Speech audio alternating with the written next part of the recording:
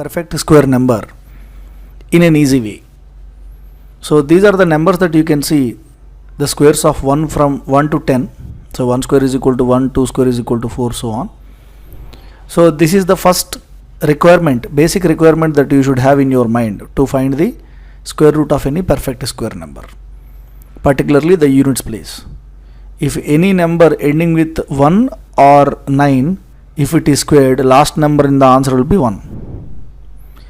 If any number ending with 2 or 8, the last number in the answer will be 4.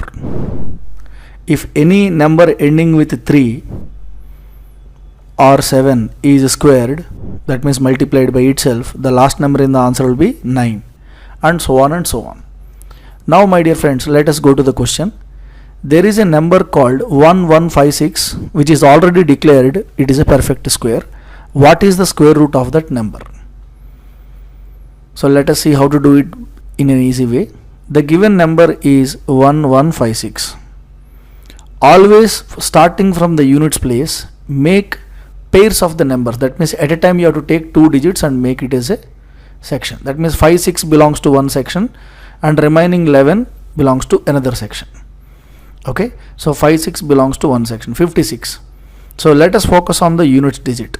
Friends, we know any number ending with 4 or any number ending with 6, when they are squared, in the answer definitely the last number will be 6 only.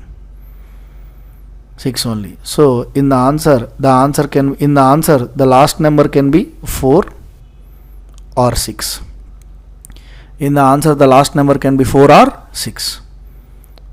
So answer can be, in the answer, the square root of that number in the last digit, it can be 4 or it can be 6. Okay, understood? Now my dear friends, here 4 or 6. Now what to do? The remaining number is 11. Look at the range of the 11. The range of 11 is from 3 square to 4 square. That means 11 lies between 3 square and 4 square. 3 square is 9, 4 square is 16. So 11 lies in the range of 3 square and 4 square. Always take the least margin of the squares. So the least margin is 3 square. So here also you should put that number 3. Remember, always you have to take the least range. 11 lies between 3 square and 4 square. That's why take 3. That means the answer is 34 or 36. It is not decided yet. We will be deciding soon whether it is 34 or 36. Now to get a clarity whether it is 34 or 36, take this 3, whatever the number you are taking, take this 3 and multiply with the next number. What is the next number for 3? 4. It is 12. Compare this number, whatever the product you get, compare this number with the original number in the given number. Is the original number more or less? Original number is less. When compared to this product, original number is less. If the original number is less, you also take the less number in these two. That means 34 is the answer. 34 is the answer. So this 12 is compared to this number, right? So one more question we will be dealing based on this. Perfect square. 7569 is a perfect square. You have to find square root of this number. First take last 2 digits as a single unit, 9. Friends, we know very well any number ending with 3 or any number ending with 7, when they are squared, last digit in the answer also will be 9.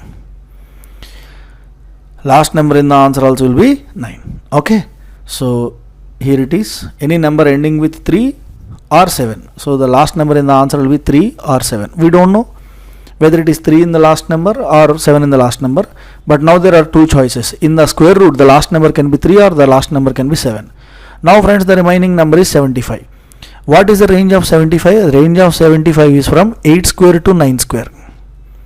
8 square is 64, 9 square is 81. So definitely 75 lies between 8 square and 9 square. Always take the least margin. Take this 8.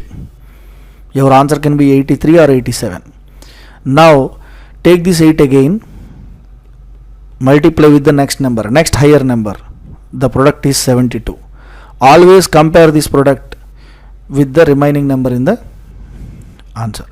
your original number in the given number, that remaining number, that 75, whatever you are dealing with now, is it more or less? It is more.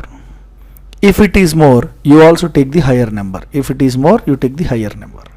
So 87 is the square root of 75.